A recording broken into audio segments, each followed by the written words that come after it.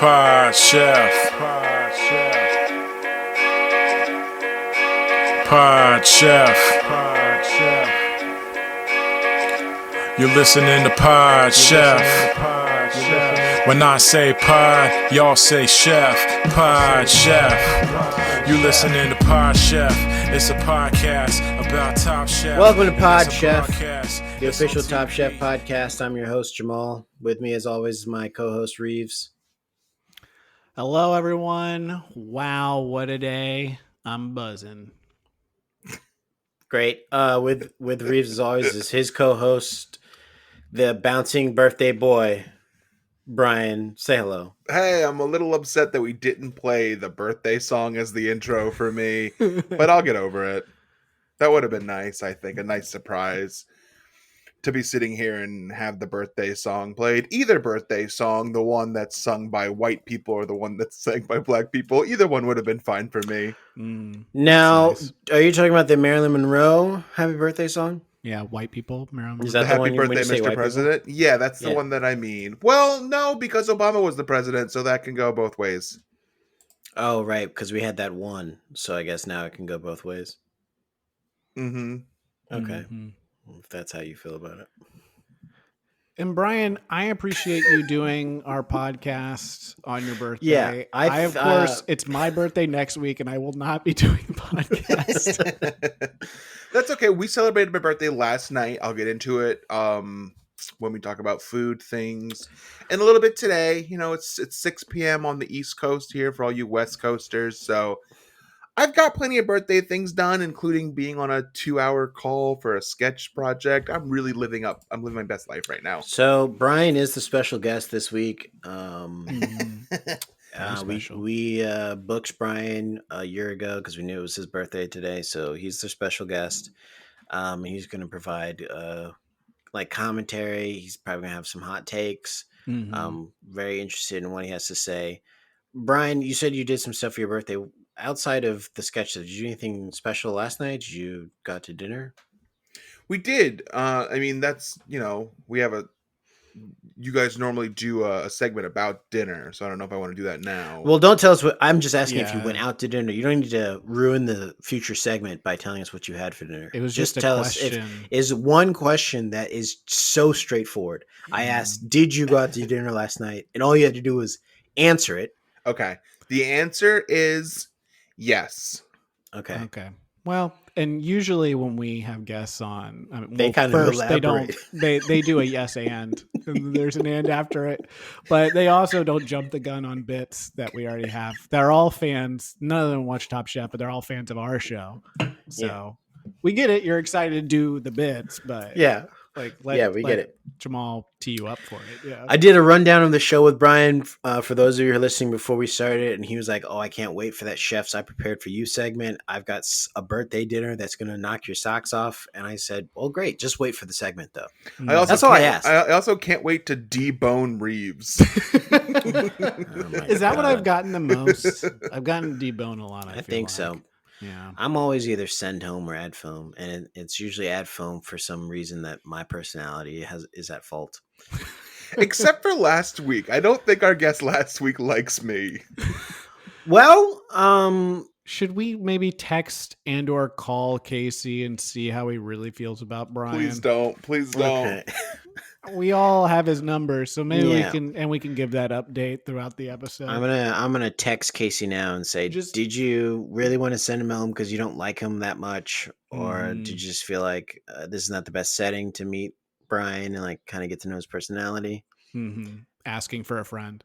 Here's the thing: is that I don't think I come off like I think I do.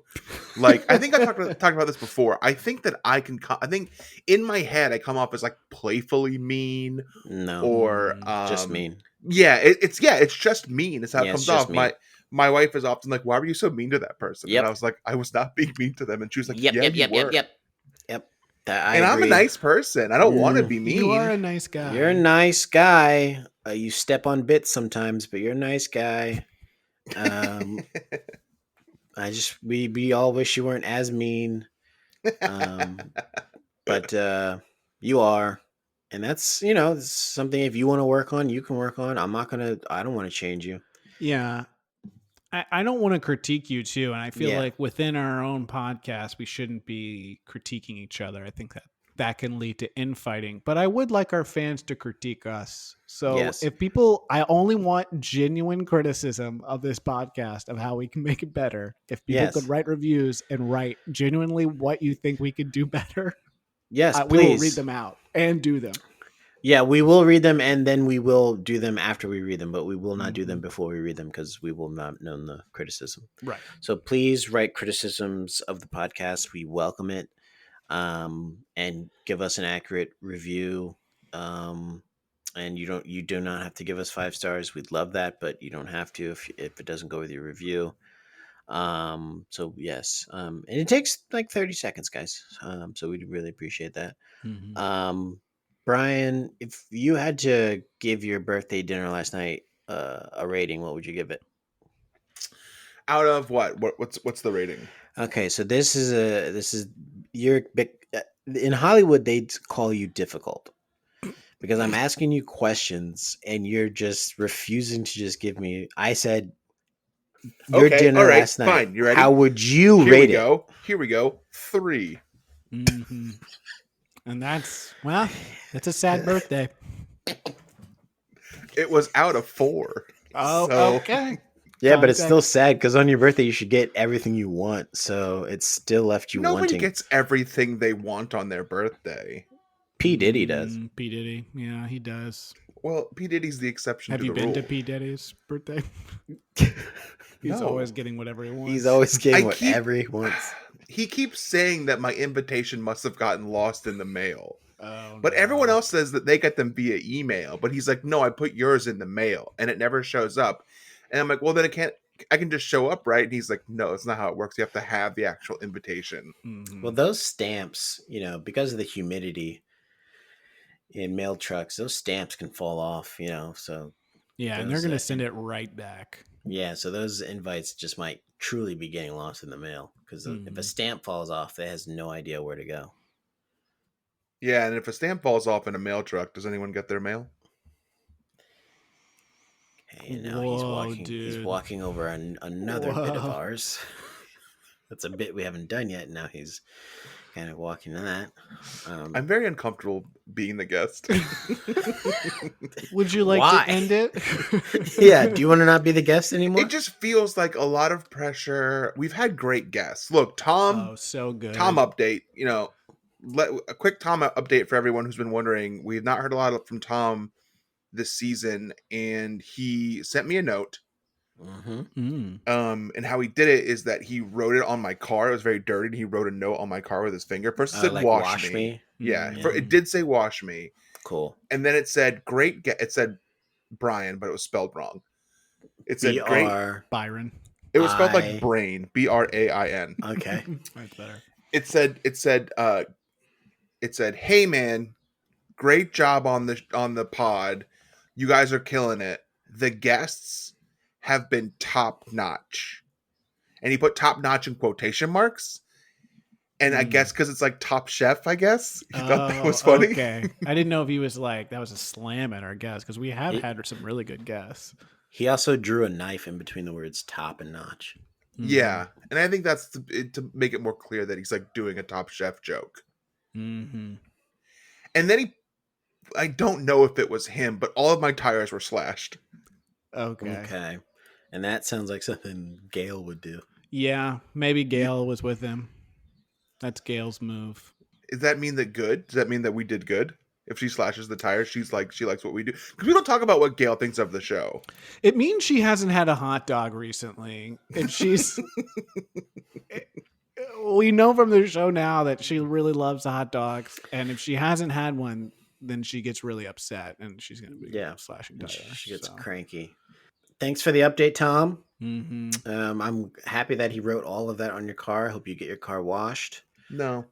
Okay. Yeah, the rain. Well, I will can't just move wash it. The tires are all slashed. Oh yeah. Well, I would figure that one of the things you would ask for on your birthday then is new tires from your wife who makes a lot of money. I did ask for new tires for our birthday, for my birthday, but instead I got AirPods and Biomutant for my Xbox.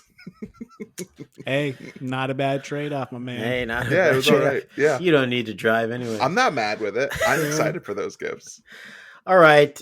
So let's go into a segment we do, Brian, called Chefs I Prepared for You. This is where we go around and we share what we had for dinner last night. And this is the first time that I'm unprepared for this because I don't have my picture up. Uh-oh. But now I have my picture on my phone, and I You will- need your picture to see. He what you had looks for at the dinner? picture and then he backtracks what he actually did. Hey, Reeves, Brian, shut up. Okay, so chefs I prepared for you: sautéed shrimp, Shrimp. mashed sweet potatoes, Of course.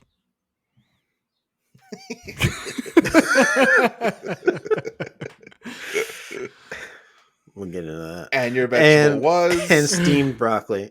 I thought it was gonna be broccoli. That's what I assumed. So I have a picture of it. You guys can see it. It's right there. It's Yep. real. Story checks out. Just forgot to put it on the freaking thing, and you can cut that part out at 12:49. What part? The part where I'm mentioning our behind the scenes People work. love that we have. They really that, don't. that we have a little document that we share that we read off of. It makes us seem like a real podcast. So guys, that's what I had for dinner. It was a great How'd you dinner. cook the shrimp? Sauteed it in olive oil. How did you purchase the shrimp? What did they look like when you bought them? They are wild Alaskan Gulf, jumbo wild Alaskan shrimp. They had the skins off and the heads off. Yep, they were already cleaned. So Did I just had to rip the tail off, toss and season. Just used Old Bay and olive oil, salt and pepper. Tossed it, put it on the pan, each side for 3 minutes. Done. Easy peasy. Did your house smell like shrimp afterwards? Yes, it did. And I put the windows down, and that didn't help. And then I smelt it the next day, and I thought maybe it's the vacuum packaging that I had the shrimp in that's in the trash now that smells like shrimp. And then I opened up the trash can, and it was that. So I took that outside and threw it out. And then I came back in the house, and I said, it still smells like fucking shrimp in here. What's happening? In other news, there were other shrimp here. There's some kids here. Okay.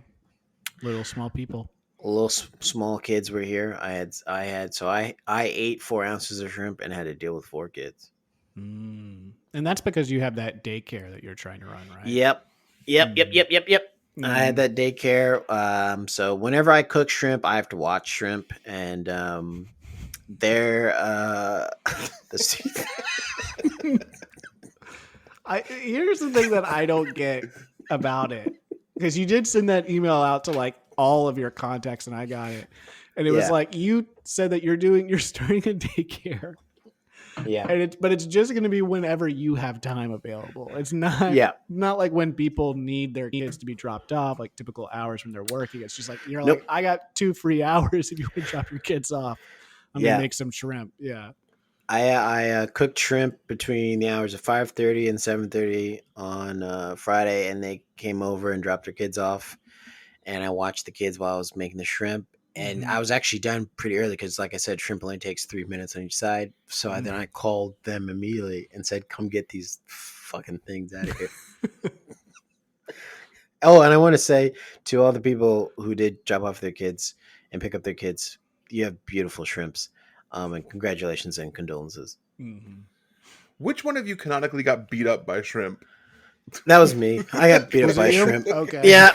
And that's why I don't want them in my house for too long, because I don't like being challenged by shrimp. And I feel wrong fighting back. So That makes sense. yeah. So that's what I had for dinner. Okay. Chefs, I prepared for you some chicken tacos, baby. Some Chacos.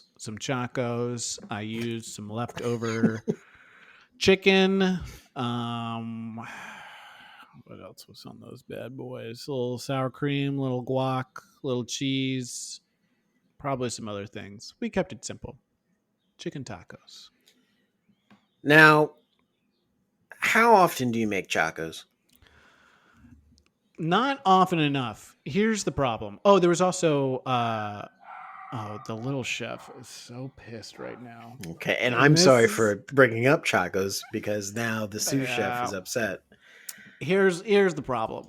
I don't ever go out to make chicken chacos.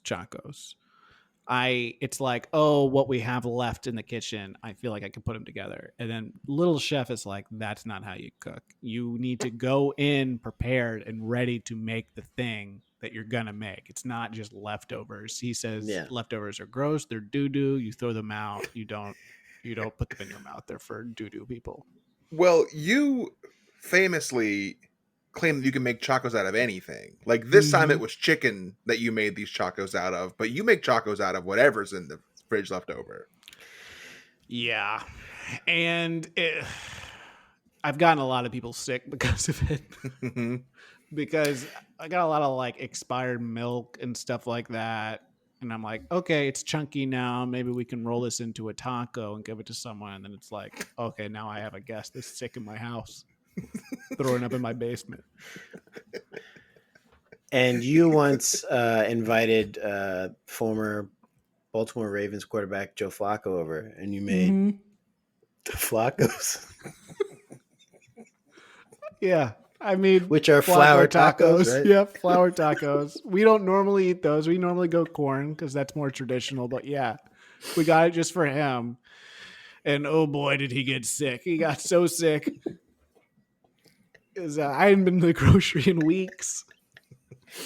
So it was just, I basically, it was just like some dead cilantro and the water that was in there I put on the taco. And that was not good for him. He had to miss. But he ate it because he's a good games. guest, right? He's Yes. a good guest, and he ate it. And Oh he was my a very good gosh. sport about it. Yeah, he was a good sport. Yeah. He was very game for everything. And he was just kind of like, okay, yeah, I just, I got to eat here. I'm going to sleep here, but I got to get to my game tomorrow. I don't know how well he played. I don't know. I don't follow football. So Is he still in football? Yeah, he's not on the Ravens anymore. Where is he? I don't know. He's not on my team, so I don't really care. I just know he's not on the Ravens anymore. I don't watch football anymore. I think it's the Jets, but he's not a threat anymore. So I'm sure he's happy that you made him those flour tacos, those flacos. And that is also truthfully how he got his last name. He comes from a family line of originators of the flour taco, and they were called flacos. I was gonna do one too, but now I won't do one. It was gonna be involved in Nicktoon. If you want to put those together, it's a Nicktoon, and he's a wallaby, and that's the joke I was gonna make. And I'll let you guys do that at home. Okay. Yeah. His it's best friend kinda is a like cow named Heifer. And you figure that out on put your own. together yourself. Yeah, it's like here are the this is- pieces. You put it together. If there's It could be one what thing you that want we- it to be. Learned during this quarantine is that like you don't have to have a chef make your meal for you. He can just give you the ingredients, then you go home and you do it yourself. And I'm still a chef because I gave you the right stuff. And Mick Foley has a cookbook, and he's got a taco recipe called Mr. Sacco's. Yeah. Should we talk about wrestling more since we don't have a guest here? Well, we have a guest, I'll Brian. do What do it. you want to There's talk Oh, about? that's right.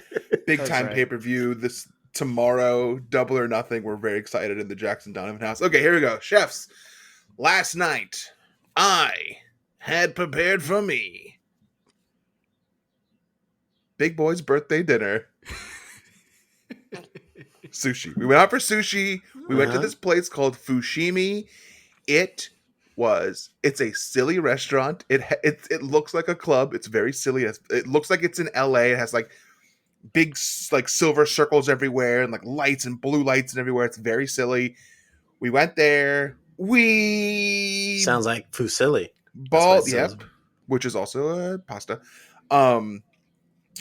We had plans to eat at a restaurant called The Four Horsemen, which is a Michelin-starred restaurant here in Williamsburg, but it's the world's worst weather for Memorial Day, Mhm. And it rained, and we were going to eat outside, and it rained, so we didn't want to do that. So we did cancel last minute. I'm sorry, Four Horsemen. How much did that cost you? Well, so the cancellation policy was if you cancel before 5:15 for our 5:45 reservation, it costs us nothing. So I canceled at 5:09. That's smart because if you'd Nice. done it afterwards, Ric Flair comes to your house, right? Yeah. He's gonna put you in the figure 4. He Wrestling. does. And then Well, Four it's Horsemen so wrestling. I guess It's- Arn Anderson delivers like Mhm. water.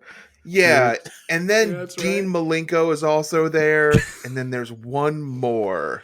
There's been a lot. Okay, so there's more than 4 horsemen. There's just 4 at any given time. There are 4 horsemen. Exactly. Yes. Yeah, let's talk about wrestling. It was You it was just a see pretty, the it was listeners going down at that point. 3 stars won't stop talking about wrestling. I come here to hear you guys talk a little bit about Top Chef. Yeah, it was good. You know, we like to have, when we get sushi like once a year, I'm pretty sure I've said this exact same thing on this podcast. So when we get it, we get a lot of it. And it's usually on like a big, huge plate. And you look silly because they give you like 4 rolls. And that's like 18 pieces of sushi. And they're like, here you go. And you're like, thank you. And everyone's like, what are they doing? And I had a good time. And I had 2 drinks. I had 2 Tito's mules, mules, vodka mules. And before that, I had a you got giant hammered. beer at my house. And I had a hangover before I went to bed last night.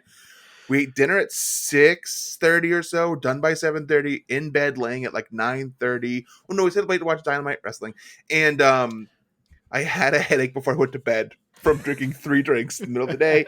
And in case you're wondering why that is, it's because I turned 36 today. That's why. Woo, woo, woo. So if Brian had a big beer if we went out and then he had 2 drinks there, I assume Carrie brought her earplugs so that you didn't drown her out with your loud drinking voice that you use. No, I'm nice. I'm reserved when it's just like I mean, she might tell you otherwise, but I thought I did okay. All right. Well, that sounds like a fun birthday. Happy 36th birthday. You don't look a I'm day in over my- 35. I'm in my stone cold years. Hell yeah. You put a 1 in there. Yep. Yep. So that's that. We all had some good dinners last night. Shrimp. I was watching kids. You had Chacos. Mm-hmm. Brian's out in the world talking Screaming loud, at people, yeah. Eating indoors. eating Mhm. indoors. No, man. That's not a bit, but I'm vaccinated. This is so I'm almost allowed to. like this is like 3 different things were happening that weren't connected. It's almost like an episode of Portlandia. Mm. And are we going on a break now? And so Brian's supposed to be the guest, and he's still trampling over bits. But we're gonna go on break. We'll be right back. And we're back from break. Let's get into it. This is season 18, episode 9, Portlandia. Let's talk about this quickfire challenge. Let's talk about this elimination challenge. They're finally bringing in Fred Armisen and Carrie Brownstein. And how do you guys feel Finally. about that? Yeah. How do you guys feel about that? I thought this would have been episode 1 of Portland. It feels good. I've been waiting for so long to see Chris Kattan and Sherry O'Terry on Top Chef, and to finally see them there doing their best bits that we all remember from SNL, Mango, the cheerleaders, Hot Ronald Chick. Reagan, yes, The That one. animal. the animal, all of them, and it's just so funny. You and can so do good. it. You can Yeah. do it. It's not Kick like a his fucking head off or whatever it is. the Rip his Bears. fucking head off. Mm-hmm. The Bears. Yeah. Coffee Talk. All Chopping of broccoli. Yeah. David S. Pumpkins. Yeah. So good. And it's so nice and it's so not uncomfortable to see it on an episode of Top Chef to force comedy in. It feels nice. It doesn't make me uncomfortable. I loved it. Elon Musk. Great. So let's listen to what we were talking about. I'm so sorry. I would love to do this? Sure, of course. All right, chefs, you have 30 minutes. But we have to remember, you have no access to the hotline. And you can only use this vintage equipment in the Top Chef kitchen. You can't phone a friend. Wrong show. No hotline? Mm-hmm. So, Super good stuff there. I like that she explained her joke because I do that sometimes too. And I it's find that I because- do it most times. Yeah, and it's not because it's like, oh, the joke fell flat, or maybe this is a bit that they've already been doing and it's just been edited in a way where we don't really get the full scope of the bit. It's because your bit is so smart that people don't understand it. So you have to just walk them through the steps. It's like a very complicated math problem. You have to show your work so they get to the solution. The average person is not very smart. Common sense is not very common. And so when you have a joke and a bit, this kind of multi-leveled, you need to then explain what it is so that people can then get onto your level and laugh with you. it's really, and I think it's kind of a missed opportunity for this show because, like, I'm not sure what the crossover is between comedy nerds and food nerds. Like, comedy nerds who love Sherry O'Terry and love Chris Kattan know what's going on. They get it. These are comedians. Like, you ask Chris Farley who his favorite comedian was, and he tells you Chris Kattan, Sherry O'Terry, Elon Musk. This is who your favorite comedian references. Kristen Wiig. This is who they like, the Ramones. You know, when maybe you don't get it because you were born in 1996 and it doesn't like quite register for you, but like this laid the foundation of comedy. And this Top Chef crowd is probably like, what's happening? And what's happening is you're watching the bedrock, the cornerstone of comedy here for you. Okay, I think they got it. So Dawn says... No, wait, hold really quick. No, I think he's got more. There's a good chance that Dawn knew that Sherry O'Terry and Bill Hader were going to be in this episode because when she saw that it was them, when she saw that it was Melissa Villaseñor and Kenan Thompson, she was so excited. She laughed at everything they did. She laughed hard at everything they did. A lot of folks were like, ha ha ha ha. Dawn was losing her shit at these bad jokes that they were doing. She was all about it. Yeah. And Kenan, for some reason, kept saying, my name's Gregory. Yeah, I didn't get that joke. Maybe I that didn't was too understand comedy that nerd joke. for me, too. Yeah, that was too high up. It went over my head. So the chef's got to cook with vintage appliances. And hipster ingredients. Not entirely sure what that means. But I didn't think that this was that hard of a challenge to. I mean, they had a stove, and they had they just had an old timey blender, but it still blended. So I didn't understand why it was so crazy. Yeah, it seemed like they had they had materials that would have been perfectly fine. Yeah. They did. It was almost like they had a quota of the amount of times they had to say the word hipster. Yeah. Which they were kind of presenting it in a way that it was like, this is like a relevant thing. And I was like, is it? Or is this something that people talked about like 8 or 9 years ago? And like people kind of moved on from like shitting on hipsters or whatever. Yeah. So yeah, they were working very hard to make it seem like they didn't know what a hipster was. It was kind of like, I don't know, man bun sort of thing. Like, yeah, it just seemed like very like late night brand comedy, like making fun of hipster, like, oh, your tight pants. And also, as someone from New York, Pickle it.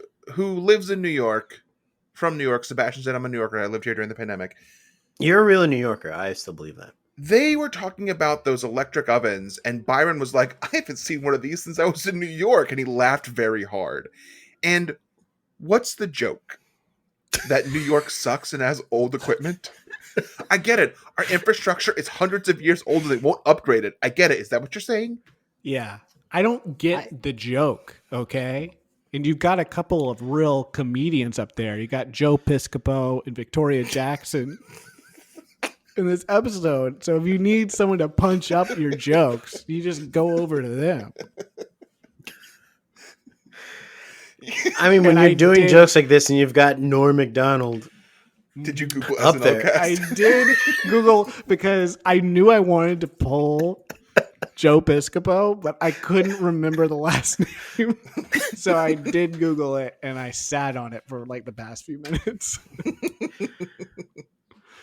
Yeah, you've got Amanda Bynes and the other kid from all that, and they're all up there having a good time. Ask them for help. Let's talk about one of the interesting things that happens as Shota writes his dish on his hand. Thank you. I prepared a spicy, nutty green bean with dehydrated watermelon, toasted almonds, sauteed with sunflower oil, and pickled beets and asparagus. Can I see your hand, Shota? I always forget what I put. Not embarrassing at all. Well, that is hipster. Yes. It's not hipster until you get that as a tattoo. And now, is that true that it's not hipster until you get it as a tattoo if you write things down in your hand? Because if so, do you think Sarah Palin has that tattoo now of the stuff she had to write down on her hand? When she was on SNL. No, that happened in real life. I'm glad that you brought up Sarah Palin because it's been Okay. too long. Right? Okay. It's okay. been too long It's time to laugh since again. I've yeah. Yeah.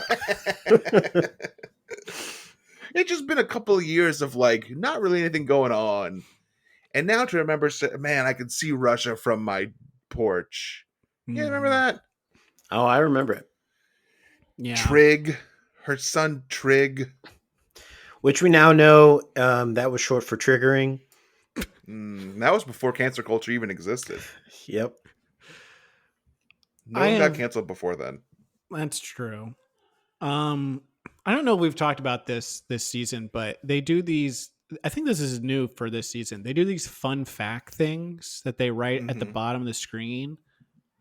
This might just be a me thing, but are they there long enough for you guys to read the full fun fact, or are they you notice them and then you start reading them and then it's gone and it's like, well, I didn't have any fun doing that. I don't know what it was. Okay, let's talk about this because not everyone is a speed reader. I really like to digest every word, every letter in a word. So Mhm. I'll get through like the part where it says fun fact, and then I'm like colon. And by the time I'm getting ready, like, okay, I'm so amped up for this fact that's about to come in here.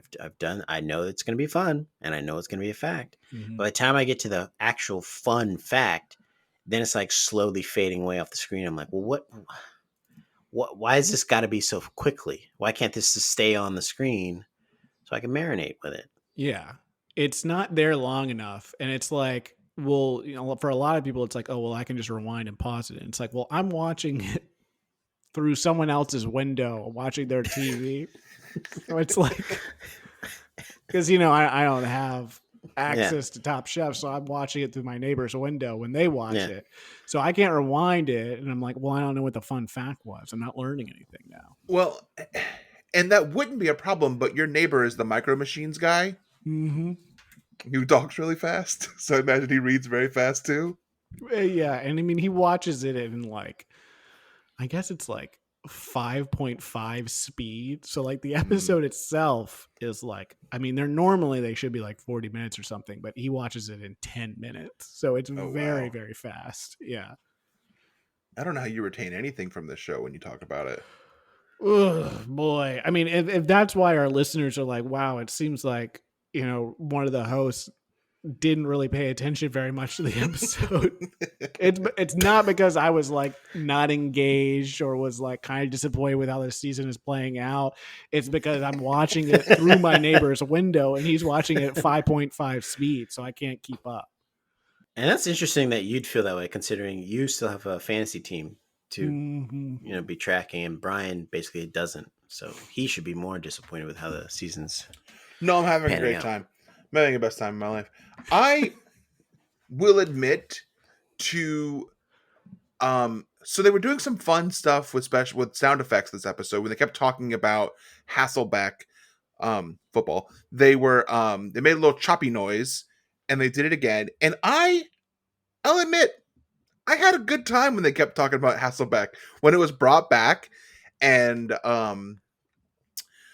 when Kyle Mooney was like, he was like, "Oh, I'm so glad I got to see as a fan of Hasselbeck cutting for so long. I'm glad I got to see it. I got a good laugh out of that. That was fun for me." Yeah, I mean, we're laughing a lot and we're like making fun of the episode, but like in truth, like, you know, Jim Belushi and Molly Shannon were being very funny. I had the hardest time thinking another female cast member. Yeah. So Dawn wins this quickfire challenge with Fonio and Semolina quick bread with pancetta jam, pear butter, and goat butter. They then have to do the elimination challenge, and the chefs had to develop and write out recipes fit for home cooks. And the contestant dishes and the all-star versions were then compared side by side because they had the guest judges try and make the same recipe based on how it was written down.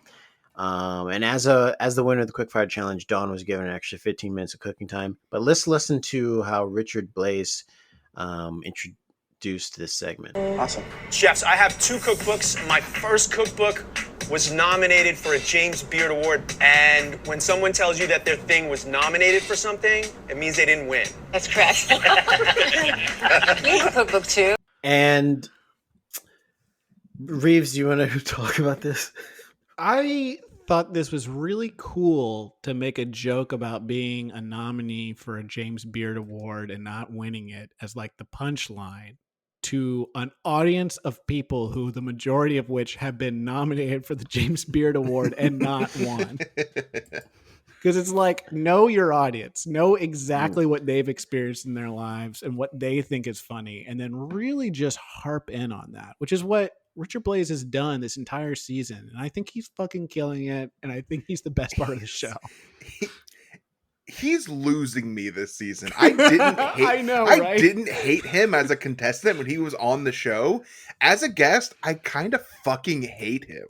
I feel like he's going out of his way. I mean, maybe I'm giving him kind of the benefit of the doubt that maybe they're doing him dirty and giving him bad edit. But like, same thing. Like, I really liked him before, and it's every single episode. I'm like, okay, I'm not going to pick on him, but he does stuff like this, and it makes it impossible not to pick on him. I like him. He's a jerk. He's right up my alley. I'd add foam to him. I love how this is introduced. There's two other things about the way that this quickfire is introduced. Is Padma says, of the 3 of us up here, some of us have cookbooks and some of us are working on cookbooks. And then both Dale and Richard Blaze say, we have cookbooks. So clearly Padma's working on hers. Like, she tried to include herself in. It's like, no, you don't have one. Stop. And then Dale... She's like, Dale, you have a cookbook. He's like, yeah, I do. He says, it took me 2 years. He says, it took me 2 years to do this. And he says it like that's a long time. Yeah. It seems like writing a book would take forever, personally. Like, getting it done in 2 years seems like you flew through it. How long does it take you to write a book? You guys ever written a book? Reeves, you wrote a book, right? I wrote a book. Oh, Jamal, you also wrote a book? Jamal wrote a book. I wrote a book, started out as a pamphlet, but now it is a full-on book. You guys may have heard of it. It's called The Green Book. Yeah.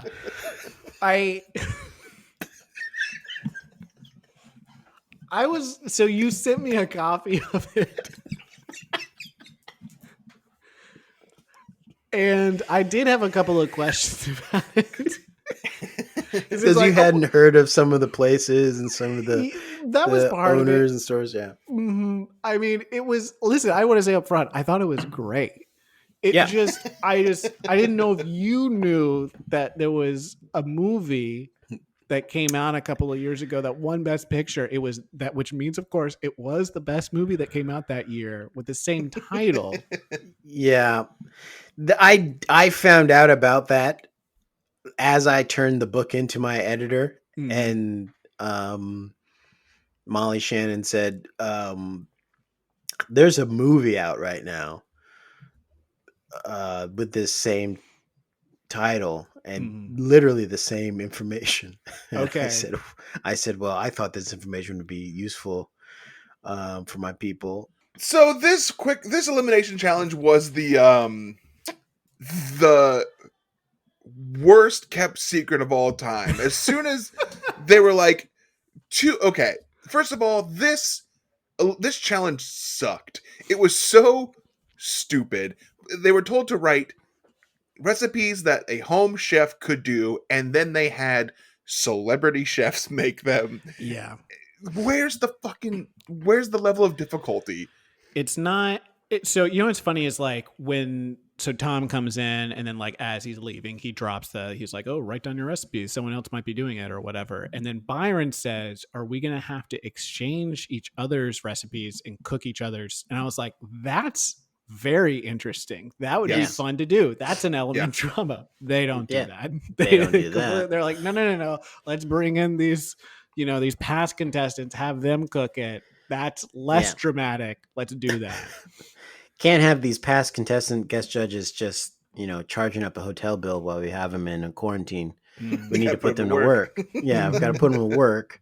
And it's always like kind of the same judges. I don't see the other guys cooking. Who's the big guy? He's never cooked anything. Like, oh yeah.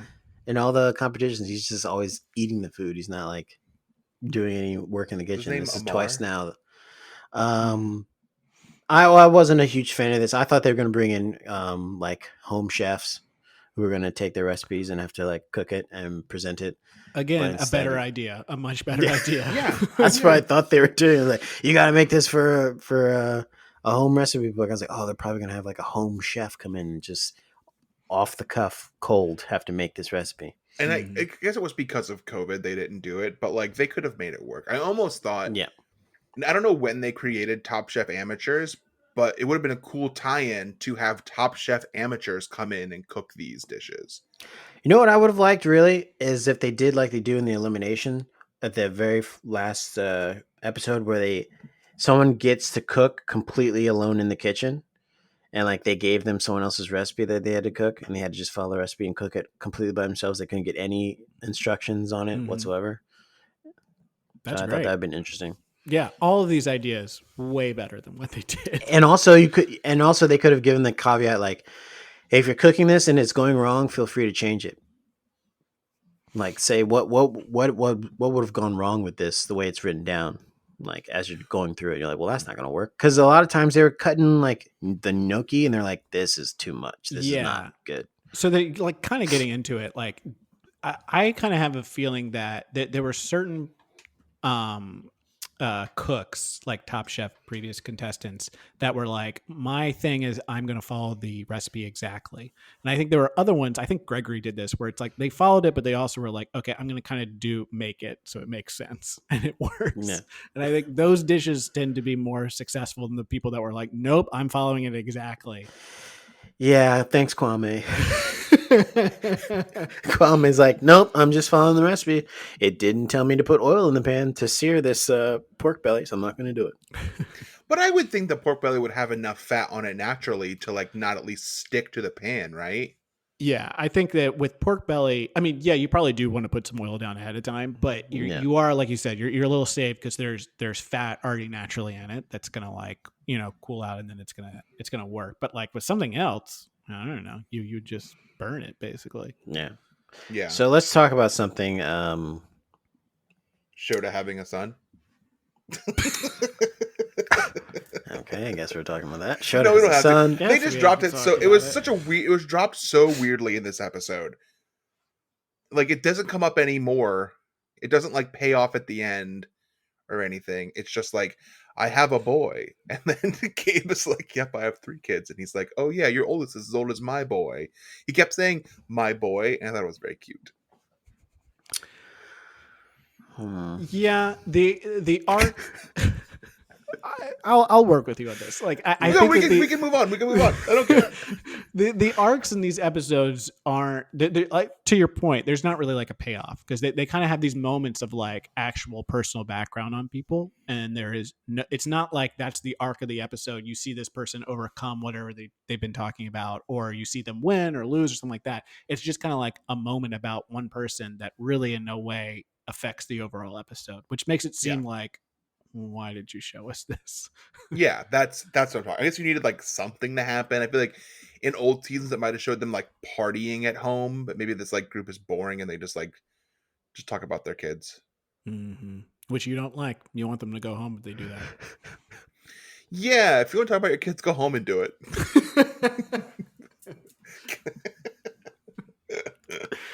So I'll go past this clip. Let's talk about something that Brian will love. Maria's recipe is fucking ginormous.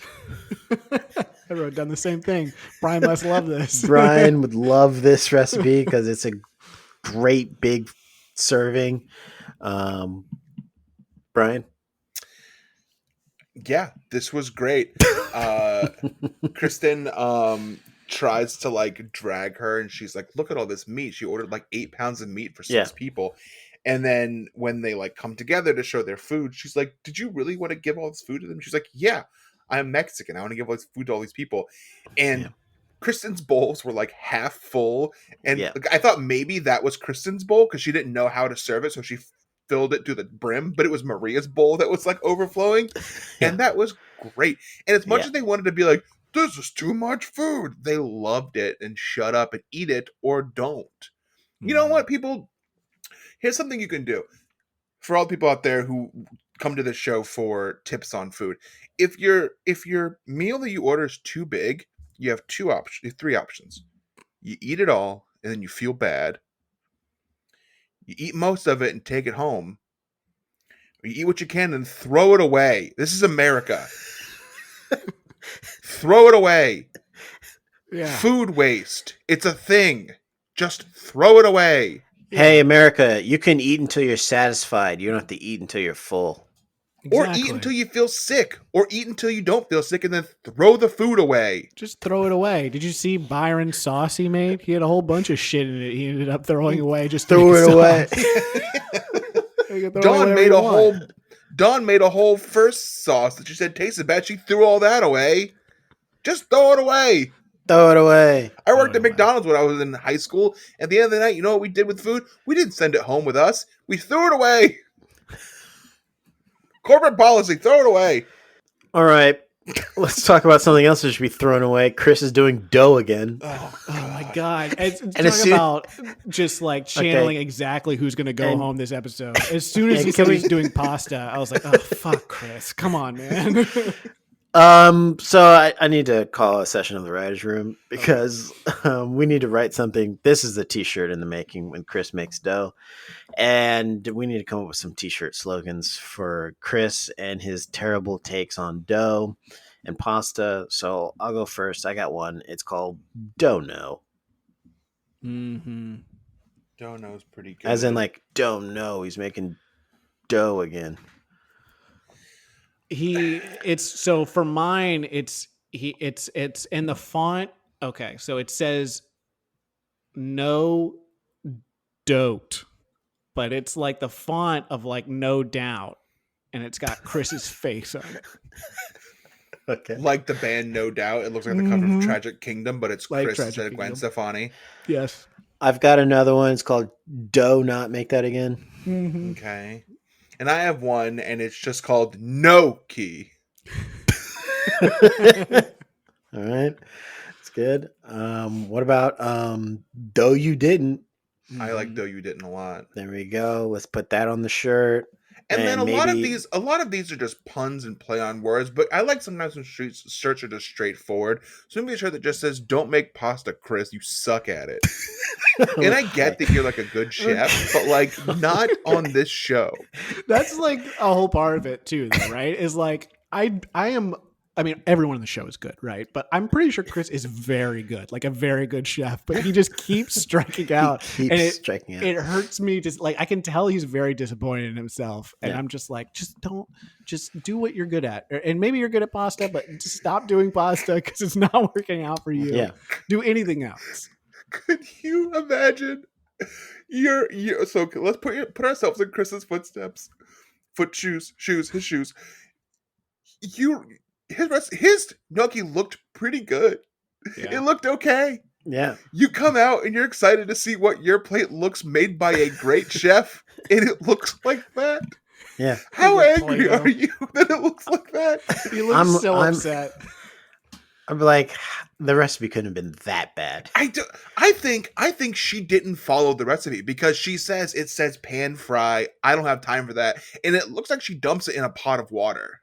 Yeah. No. Well, no, it looked like she crowded the pan. Yeah. And so they were like steaming instead of pan frying. She definitely didn't follow it exactly. I think other people did Yeah. the same thing where it's just they didn't have time or something like that, or she's just like, I'm not going to do this. I don't know if that really would have made a difference because it seemed like the measurements and the flour amount was off, Were and she off, didn't know yeah. what she was doing. That was very sad to watch. I mean, for the most part, a lot of the interactions where it was like the chef came out and then the other chef came out, like it was kind of hard to watch them critique them in front of it and be like, you did this wrong or this wasn't clear or something like that. I was like, oh, I kind of feel bad for him.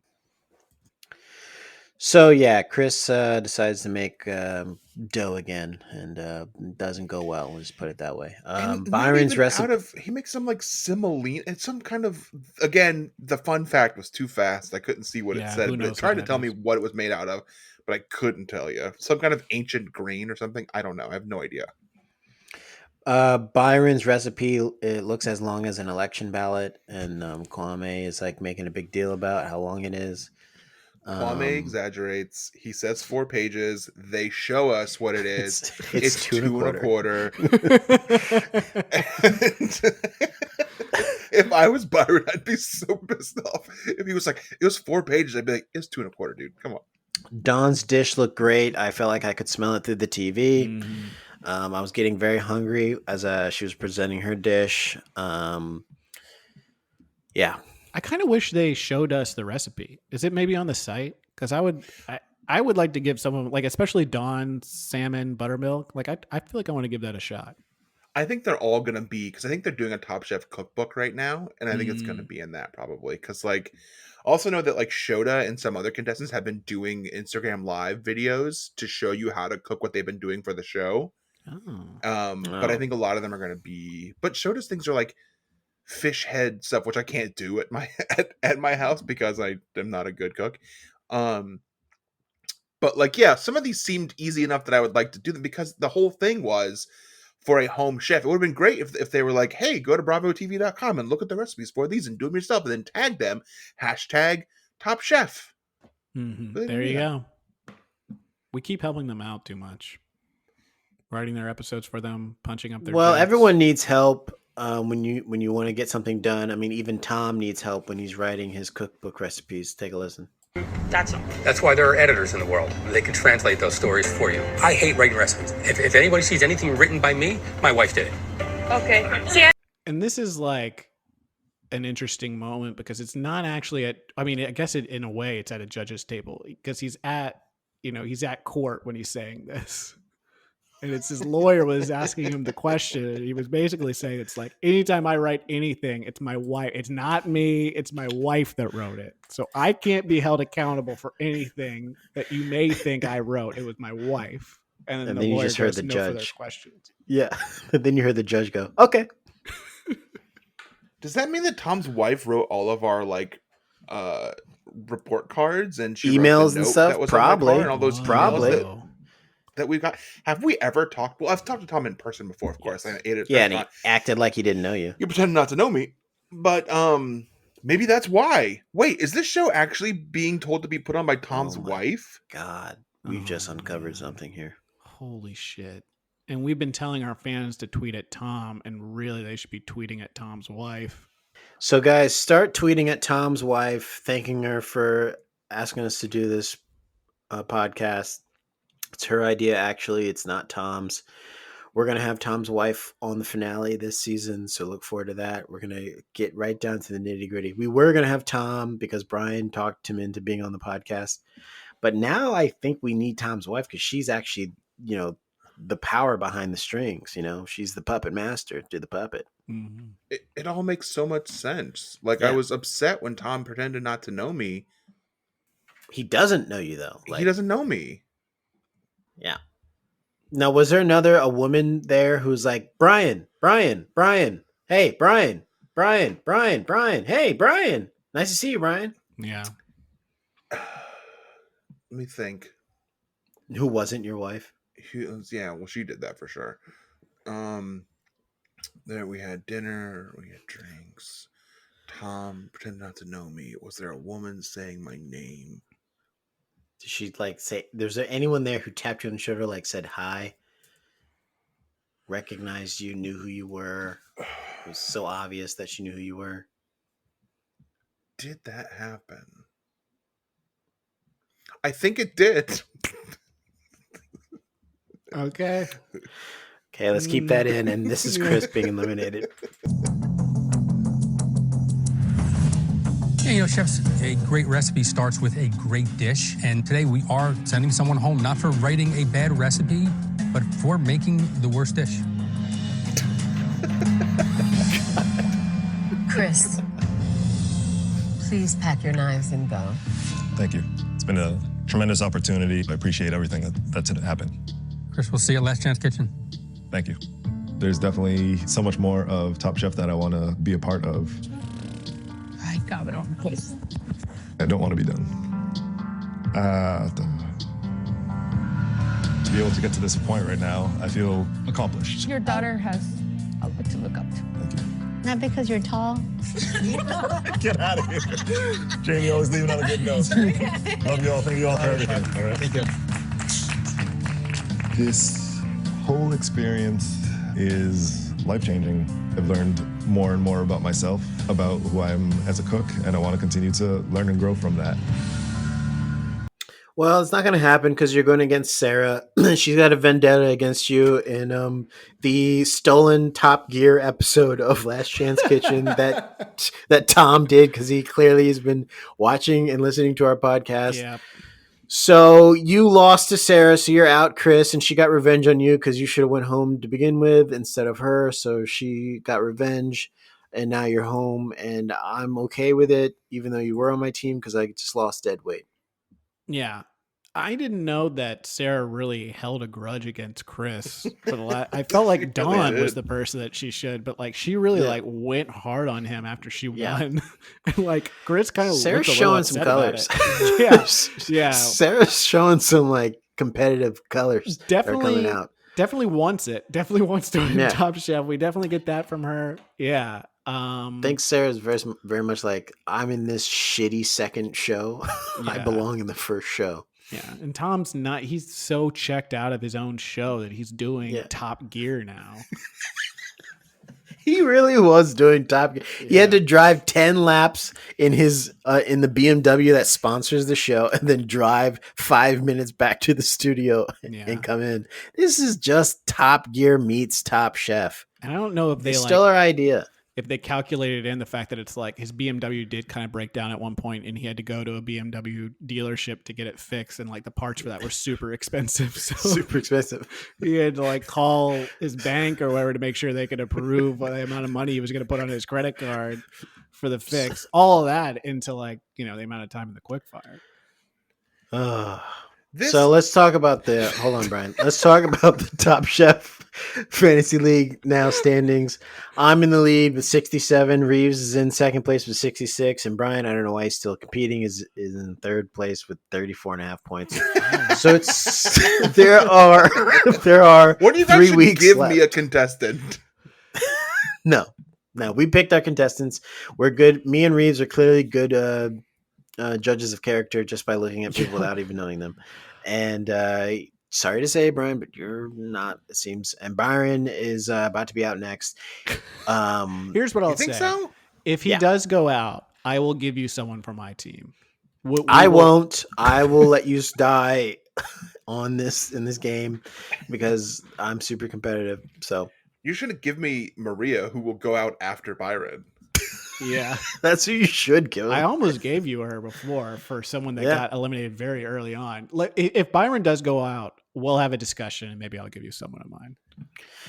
Again, Don't you're cut not me getting off. anyone on my team. Someone on my team's gonna win. Jamie, preferably, because It's then not it gonna be means I Jamie. actually I don't can. think it's Jamie anymore. No. Yeah, you're sleeping on her because she did good in this episode, but I mean, don't respect your didn't skills. She did terrible in this episode. She made Yeah. foie gras for a home chef with peanut butter and jelly, and they were just like, "This sucks." And you didn't let me talk about Last Chance Kitchen. And I really wanted to. Go ahead. One, it was a very confusing premise for the challenge. It made no sense at all.